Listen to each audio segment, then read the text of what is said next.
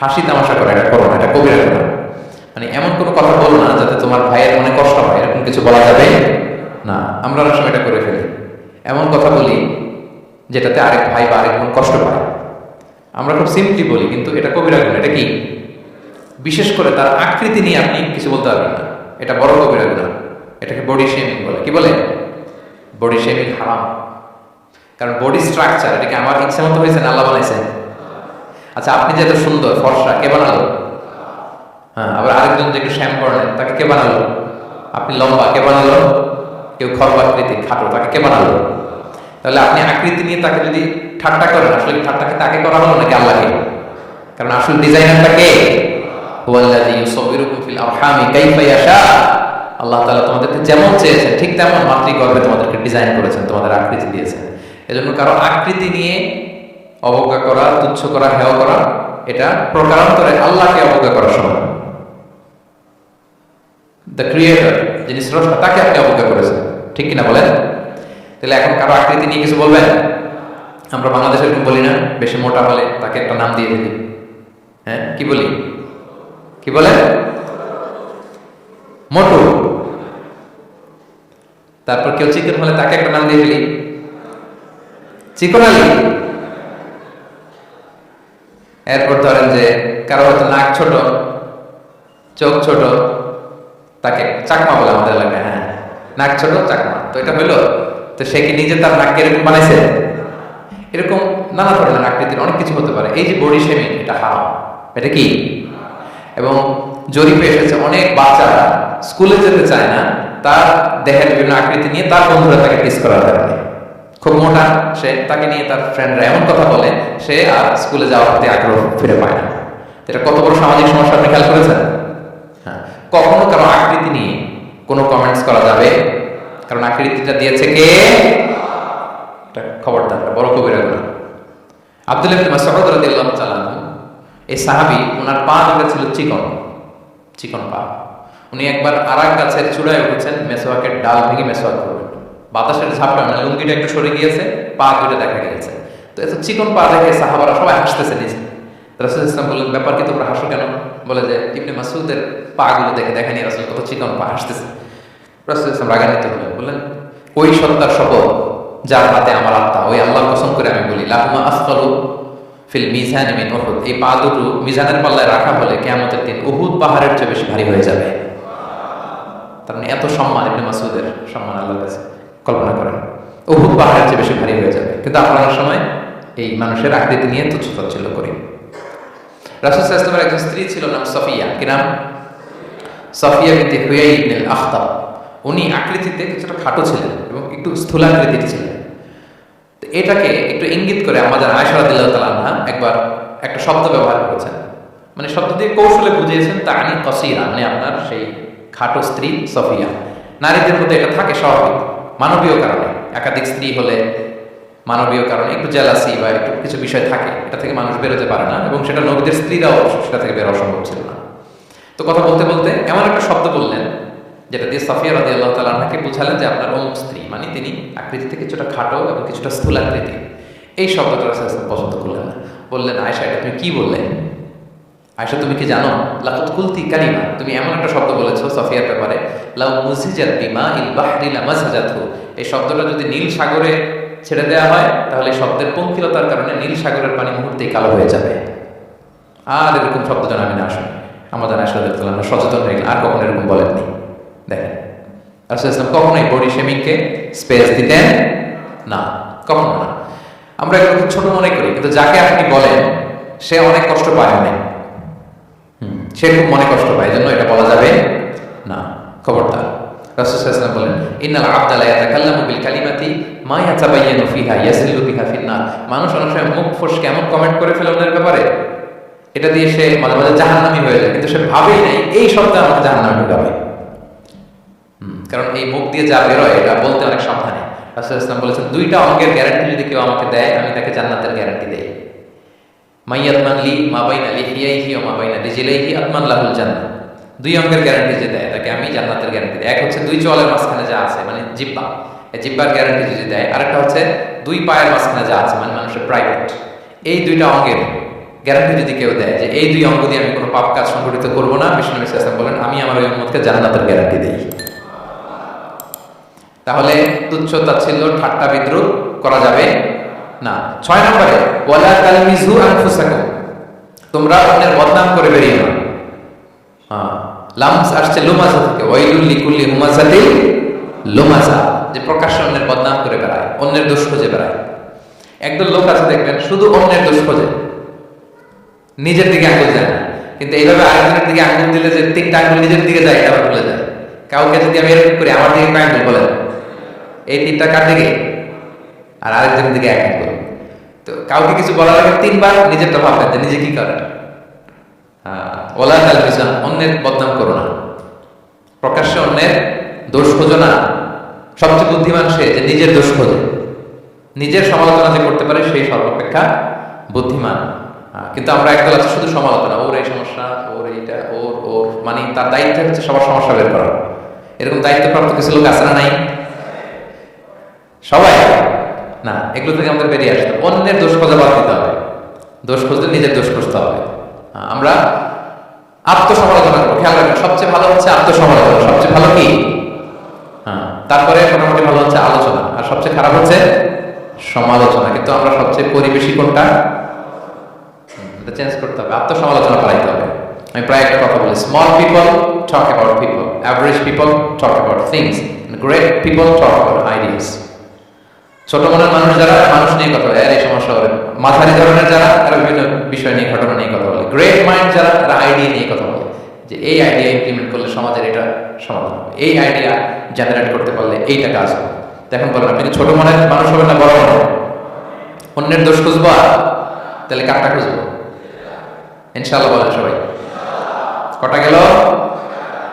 7 number, ওয়ালা তানাবাজু বিল আলকাব, কাউকে মন্দ উপনামে ডেকো না। মন্দ উপনামে ডেকো না মানে কাউকে একটা বিশেষ নাম দিও না, তার নামটা সুন্দরভাবে ডাকো। নাম বিকৃতি করা কবিরা গুনাহ। নাম আপনি বলুন হুজুর এটা একটা কথা হইলো, নাম বিকৃতি করছি তো কি হয়েছে? এটা আপনার কাছে সমস্যা নেই। ধরেন যে ওই লোকের নাম আব্দুল্লাহ, আপনার কাছে আব্দুল্লাহ একটা সিম্পল, দূর আব্দুল্লাহ একটা কিছু হইলো। কিন্তু যার নাম আব্দুল্লাহ তার কাছে এটা অনেক দাম। তার কাছে কি? কারণ এটা তার পরিচয় বহন করে। ধরেন যে আমার নাম কি মিজান, আপনার কাছে মনে হয় মিজান একটা নাম হইলো, তা আমার কাছে তো এটা অনেক গুরুত্বপূর্ণ, কারণ এটা আমার পরিচয় বহন করে। এই নামে মানুষ আমাকে ডাকে, ফলে এটা আমার খুব আদরে, আমার কাছে বড্ড যত্নে দরদের নামটা। আপনার কাছে নাম হতে পারে। মানুষ প্রত্যেকে তার নিজের নামকে খুব পছন্দ করে। দেখবেন যে মানুষ কাগজ পেলে নিজের নামটা দেয়, সিগনেচার দেয় একটা, দেখবেন দেয়। এরপর দেখবেন যে সি বিচে ঘুরতে গেলে বালুর মধ্যে নিজের নামটা লিখে, দেখবেন লিখে। শুধু তাই না, লিখে আবার একটা লাভ আছে, লাভ সাথে আঁকে। কেন আঁকে? কারণ এই নামটা সে পছন্দ করে, অনেক এটা তার কাছে গুরুত্বপূর্ণ, আপনার কাছে নাম হতে পারে। এজন্য প্রত্যেকের নামটা তার কাছে খুব আদরের যত্নের। তার নামটা আপনি সুন্দরভাবে বলবেন। নাম আপনি বিকৃত করতে পারবেন না। এটা কি গুনাহ? সগীরা কবিরা গুনাহ। এটা আমরা সমাজে করি, নাম বিকৃত করি না, নাম বিকৃত করা যাবে না। ওয়ালা তানাবাজু বিল আলকাব, মন্দ নাম এটা গুনাহ। আমাদের সমাজে এটা আছে। দেখবেন যে বাবা মা সুন্দর নাম রেখেছে আবু বকর, ওকে ডাকে বকইরা, আছে না এরকম? তারপর নাম রেখেছে ধরেন আব্দুল কুদ্দুস, ওকে ডাকে। নাম রেখেছে আব্দুল ওয়াক্কাস, ওকে ডাকে। এই বিকৃতি আপনি করতে পারবেন? কারণ কিয়ামতের দিন আপনার নাম ধরে, আপনার বাবার নাম ধরে ডাকা হবে। তুদআউনা ইয়াওমাল কিয়ামাতি বিআসমাইকুম ওয়া আসমাই আবাইকুম। কিয়ামতের দিন তোমার নাম, তোমার বাবার নাম, যখন আপনাকে ডাকবে ফেরেশতারা, আপনার নাম এবং আপনার বাবার নাম ধরে ডাকা হবে। এজন্য রাসূল সাল্লাল্লাহু আলাইহি ওয়াসাল্লাম বলেন ফাআহসিনু আসমাকুম, তোমাদের নামগুলো সুন্দর রেখো, তাহলে সেই দিন ডাকবে বল্টুর ছেলে কল্টু দাঁড়াও। তখন এই কোটি কোটি মানুষের সামনে আপনি এই নাম নিয়ে দাঁড়াবেন আর লজ্জায় পড়বেন। আর যদি বলে আব্দুর রহমানের ছেলে আব্দুল্লাহ, কত সুন্দর। নামগুলো ভালো আলেম দিয়ে ক্রস চেক করে, কনসালটেশন করে রাখবেন। আর কাউকে মন্দ নামে কখনো ডাকা যাবে না। তার বংশের কোনো খারাপ কিছু দিয়ে তাকে ডাকা যাবে না। ধরেন একজনের বাবা ছিল চোর, কিন্তু তার সন্তান সে সৎ মানুষ হতে পারে না। এখন বাবার কথা কি আপনি চোরের পোলা বলে ডাকতে পারবেন? আপনি ডাকবেন না, বলতে পারবেন না, কারণ সে তো ভালো। তাহলে নাম বিকৃত করা, মন্দ উপনামে ডাকা, এটা কবিরা গুনাহ। এটা আমরা কখনো করব? মনে থাকবে প্রিয় ভাইরা। আচ্ছা, 8 নম্বরে আল্লাহ তাআলা বলেছেন ইয়া আইয়ুহাল্লাযীনা আমানু ইজতানিবু কাসীরাম মিনায-যন্ন, ওই বিশ্বাসীরা তোমরা ধারণা থেকে বেঁচে থাকো। ইন্না বা'দা যান্নি ইসমুন, কিছু কিছু ধারণা আছে এটা পাপ। ধারণা অ্যাজাম্পশন করে কথা বলা নিষেধ। ধারণার উপর বেস করে কথা বলা যাবে। অনেকে ধারণার উপর কথা বলে, বেশিরভাগ ধারণাই মিথ্যা হয়। ধারণার বেশিরভাগ কি হয়? সো আপনি ধারণা বেসড অন ধারণা আপনি কোনো কথা বলতে পারবেন, মানে যেটাকে আমরা বাংলা বলি আন্দাজে কথা বলা। বাংলা আমরা কি বলি? আন্দাজে আপনি কিছু বলতে পারবেন না, আপনাকে নিশ্চিত হইতে হবে। আমরা খালি চোখে যা দেখি বাস্তবে ওই ঘটনা নাও হতে পারে। এরকম হোয়াট এভার উই সি, এটা রিয়েল সিনারি নাও হতে পারে, কিন্তু ভেতরে হয়তো এমন কিছু একটা আছে যেটা আমরা জানি না। এজন্য ধারণা করে কথা বলা নিষেধ ইসলামে। আল্লাহ বলেন ধারণা কখনো সত্যের বিকল্প হতে পারে না। আপনাকে সত্যটা জেনে বলতে হবে, আপনি ধারণার উপর কিছু বলতে। আমরা এখন সমাজে অনেক করি, অনেক আপনি পাবেন। দেখবেন যে ধরেন যে আপনাকে আপনার এক বন্ধু দেখলো, রিক্সা দিয়ে যাচ্ছেন, আপনার পাশে নারী বসা, তো সে অনেক কিছু খারাপ ধারণা করতে পারে। এরকম হয় না সমাজে? তেমন হতে পারে যে আপনি আপনার ছোট বোনকে নিয়ে বেরিয়েছেন, হতে পারে না? কিন্তু আপনি তো একটা ধারণা করে ফেললেন অন্য কিছু। বা আপনার ভাগ্নিকে নিয়ে বের হয়েছেন, আপনার খালাকে নিয়ে বেরিয়েছেন কোনো কাজে, ডাক্তারের কাছে, কিছু একটা হতে পারে। কিন্তু তাকে দেখেই আমি এদিক সেদিক বলতে আরম্ভ করলাম যে ওকে তো দেখছি এরকম এরকম এরকম। আছে না নাই? আমাদের সমাজে আমি দেখেছি যে কারো যদি ঠোঁট কালো হয় তো মানুষ ধারণা করে নেই লোকটা মনে হয় সিগারেট খায়। কিন্তু সিগারেট সেবন করা ছাড়াও কারো ঠোঁট কালো হতে পারে কি পারে না? এই এগুলো সমাজে প্রচলিত। বিয়ে করার পর ইমিডিয়েট যদি কেউ একটা গাড়ি কিনে বা হুন্ডা কিনে, এটা কি বলে বলেন তো? তো এই বোধহয় শ্বশুর বাড়ি থেকে যৌতুক নিয়ে আসছে। দেখছেন, এরকম ভুরি ভুরি আপনি সমাজে পাবেন যে আন্দাজে ধারণার উপরে আমরা অনেক কথা বলে ফেলি, কিন্তু নিশ্চিত না হয়ে আপনি কোনো কমেন্টসে যেতে পারবেন না। এটা একেবারে নিষেধ।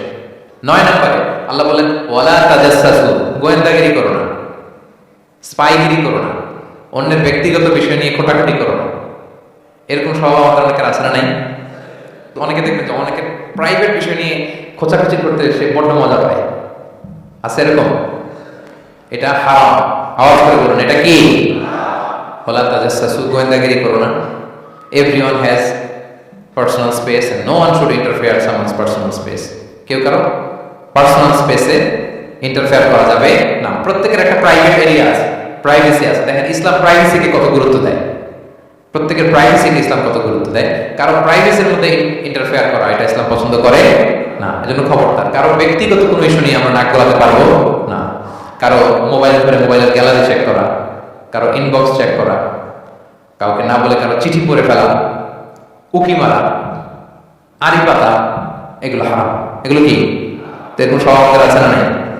আড়ি পেতে শুনতে চাই, উকি মারি, তারপর সে কি করে দেখি তার প্রাইভেট মুহূর্তে, তারপর তার মোবাইল চেক করি, তার গ্যালারি চেক করি, তার ইনবক্স চেক করি।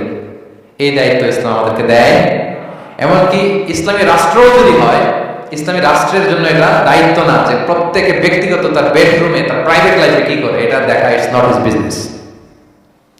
ইসলামী রাষ্ট্র মানুষকে ন্যায়, কল্যাণের পথ, সুন্দর জীবন পরিচালনার জন্য উৎসাহিত করবে, কিন্তু প্রত্যেকের প্রাইভেট লাইফে কি করে ওইটা সিসি ক্যামেরা লাগিয়ে দেখা এটা কারো দায়িত্বের মধ্যে পড়ে না। এটা একেবারে নিষেধ। এটাকে বলে তাজাসসুস, গোয়েন্দাগিরি করা। বরং ইসলাম কি উৎসাহিত করে জানেন? অন্যের দোষ দেখলে এটাকে গোপন রাখতে উৎসাহিত করে। গোপন রাখবেন। মান সাতারা আইমান সাতারাল্লাহু ইয়াউমাল কিয়ামা। কেউ যদি তার ভাইয়ের দোষ গোপন রাখে, কিয়ামতের দিন আল্লাহ তার দোষ গোপন রাখবে। ওমান কাশাফা আওরাতা আখিহি, বিষয় করে। কিন্তু কেউ যদি তার ভাইয়ের কোনো গোপন জিনিস প্রকাশ করে দেয়, কাশাফাল্লাহু আওরাতাহু, আল্লাহ তার সব গোপন জিনিস প্রকাশ করে দিবে। বলেন আমাদের প্রত্যেকেরই গোপন জিনিস আছে না নাই? এখন আমাদের সব গোপনীয়তা যদি প্রকাশ হয়ে যায় কি হবে তখন? আল্লাহ নিজে দায়িত্ব নিচ্ছে যে তুমি যদি তোমার ভাইয়ের কিছু ফাঁস করো, তোমার হাড়ি আমি হাটে ভাঙবো। হাটে হাড়ি ভাঙবো তোমার আমি, তখন দেখা যাবে। আমাদের অনেকের এই মানসিকতা আছে, অন্যের প্রাইভেট বিষয় নিয়ে কখনো আপনি না করতে পারবেন না। কারো প্রাইভেসিতে আপনি ইন্টারফেয়ার করবেন না, কারো প্রাইভেট স্পেসে আপনি ইন্টারফেয়ার করবেন না। এটা খুব বাজে একটা স্বভাব। এটা ইসলাম হারাম করে দিয়েছে। আমাদের অনেকের মধ্যে আছে খুঁটে খুঁটে, ভাই এটা কি, ওইটা কি করছেন, সরকারি চাকরি না প্রাইভেট চাকরি, বেতন কত, বয়স কত, ওইটা কত, ওইটা কত, হাবি যাবি, এটা তার ইটস নট হিজ বিজনেস। তারপর মানুষ খুঁচিয়ে খুঁচিয়ে, নিঃসন্তান দম্পতি আমি দেখেছি, তাদেরকে পেলে অনেকে ভাই কি সমস্যা, কয় বছর হইল, বাচ্চা নিচ্ছেন না কেন, কবে হবে, কার সমস্যা, আপনার সমস্যা না ভাবির সমস্যা, বাট তোর কি সমস্যা হইল? একজন নিঃসন্তান দম্পতি তারা কি স্ট্রাগলের মধ্য দিয়ে যায় আপনি জানেন? এটা তার জন্য পরীক্ষা। ওই পরীক্ষার মধ্যে আপনি খুঁচিয়ে খুঁচিয়ে, মানে সে kind of is a gynaecologist, সে আপনার ইয়ে করতেছে, ট্রিটমেন্ট দিচ্ছে, ভাই কি হয়েছে, এইটা ওইটা, তাদেরকে বিব্রত করে পরিস্থিতিতে ফেলা, এম্বারাসিং একটা সিচুয়েশনে ফেলা, এটা হারাম। এই ম্যানারগুলো ইসলাম আমাদেরকে ধরে ধরে শেখায় যে এটা তোমার বিজনেস না, তুমি খুঁচিয়ে খুঁচিয়ে মানুষের ব্যক্তিগত বিষয় যেটাতে সে বিব্রত বোধ করে এগুলো তুমি জিজ্ঞেস করতে পারো না। আল্লাহ বলেছেন খবরদার, ওয়ালা তাজাসসু, ওয়ালা তাজাসসু, গোয়েন্দাগিরি করো না, কারো ব্যক্তিগত বিষয় না। অনেকের এটাতে খুব ইন্টারেস্ট, কার স্ক্যান্ডাল বেরোছে, প্রায় দেখবেন যে এরকম দেখা যায় অমুক নেতার স্ক্যান্ডাল পাস, অমুক নায়কের স্ক্যান্ডাল পাস, তোমার স্ক্যান্ডাল করে পাস হবে এটা বলো। নিজের চরকায় তেল দিতে হবে, আরেকজনের কি হলো, তার কি ভুল আছে, দোষ ত্রুটি আছে, ওগুলো খুঁজে দেখার জন্য আল্লাহ আমাকে দুনিয়ায় পাঠাই। তাহলে আমরা যেন কারো প্রাইভেসি হ্যাম্পার না করি প্রিয় ভাইরা। এটা ইসলাম আমাদেরকে উৎসাহিত করে, নির্দেশনা দেয় যে আমরা কারো প্রাইভেট কোনো ইস্যু নিয়ে নাক গলাবো না, ব্যক্তিগত বিষয়ে নাক গলাবো না, কারো দোষ দেখলে এটাকে গোপনীয় নেই, আপনি জাজমেন্টাল হতে পারবেন না, you can not jump to the conclusion, একটা কিছু আন্দাজ বলে ফেলতে পারবেন না, এই দায়িত্ব আপনাকে দেওয়া হয়নি। ইসলামে ব্যভিচারের মতো কোনো বিষয় দেখলেও আপনি বলতে পারবেন না, ব্যভিচার, অ্যাডাল্ট্রি, ফর্নিকেশন, জিনা, এগুলো দেখলে আপনি বলতে পারবেন না, বললে 4 জন নিয়ে বলতে হবে একসাথে। আপনি 3 জন যে যদি কাজের কাছে বলেন যে এই ছেলে আর মেয়েকে আমি অপকর্ম করছি, 4 জন উইটনেস যদি থাকে তাইলে তাও আমরা দেখছি বললে হবে না, তার প্রমাণ আরো রলি আমি বলি, 4 জন এসে যদি বলে যে আমি একজন নারী একজন পুরুষকে নেকেড অবস্থায় এই ঘরে প্রবেশ করতে দেখছি, তারপর কাছে নিয়ে 4 জন আশীর্বাদ দিবে, কারণ এতেও প্রমাণিত হয়নি, তারা হয়তো একটা জায়গায় অবস্থান করেছে কিন্তু বড় ধরনের কোনো পাপের সাথে লিপ্ত হয়নি হয়তো। তার মানে একেবারে চাক্ষুষ, তাও নারী দিয়ে এই উইটনেস হবে না, 4 জন পুরুষ এই পাপ কাজের চাক্ষুষ সাক্ষী ছিল, এটা যদি বলে সবকিছু যদি মিলে যায় শক্ত করা হবে, যাতে আপনি না বলেন, কারণ বলতে গেলে আপনি আর মাইর খাবেন, অপবাদের শাস্তি পাবেন। হ্যাঁ, ইফকের শাস্তি। ইসলাম কিভাবে মানুষের প্রাইভেসিকে হেফাজত করে? কেউ কোন একটা মানুষ তো কখনো শয়তানের ওয়াসওয়াসায়, নফসের তাড়নায়, বন্ধুর পাল্লায় পড়ে কোনোভাবে সে পাপে জড়িয়ে পড়েছে, আপনি এটাকে ইস্যু বানাচ্ছেন, কিন্তু এমন হতে পারে ওই পাপের পরে সে এমন ভাবে তওবা করেছে, এমন ভাবে ফিরে এসেছে, এমন ভাবে প্র্যাকটিসিং হয়েছে যে সে ভালো কাজ নিয়ে আপনাকেও ছাড়িয়ে গেছে, আপনি আটকায় যাবেন কিন্তু কেমন যদি ওয়ার করেন, এরকম হতে পারে পারে, তো ওর পিছনে লাগছেন কেন আপনি? সুবহানাল্লাহ, হোয়াট এ রিলিজিয়ন, কত সুন্দর আমাদের ধর্ম, হাউ লাকি উই আর, আমরা কত ভাগ্যবান যে আল্লাহ তাআলা এই ধর্ম আমাদেরকে দিয়েছেন, এমন বিধান আমাদের জন্য প্রেসক্রাইব করেছেন যেগুলো মানলে আমাদের সমাজটা একটা জান্নাতের বাগান হয়ে যাবে। তাহলে 9 নম্বর ছিল ওয়ালা তাজাসসু, গোয়েন্দাগিরি করুন। আজকে থেকে করবেন, কারণ মোবাইল করবে না, গ্যালারি দেখবেন, কারে কি মেসেজ করছিলেন পড়তে যাবেন, কারো কোন বিষয় নিয়ে ইন্টারেস্ট দেখাবেন, কথা বলেন দেখাবেন, এগুলো নিয়ে কোনো ইন্টারেস্ট আমরা দেখাতে পারবো না। গোয়েন্দাগিরি আমাদেরকে বাদ দিতে হবে। আল্লাহ আমাদের বোঝার তৌফিক দান করুন।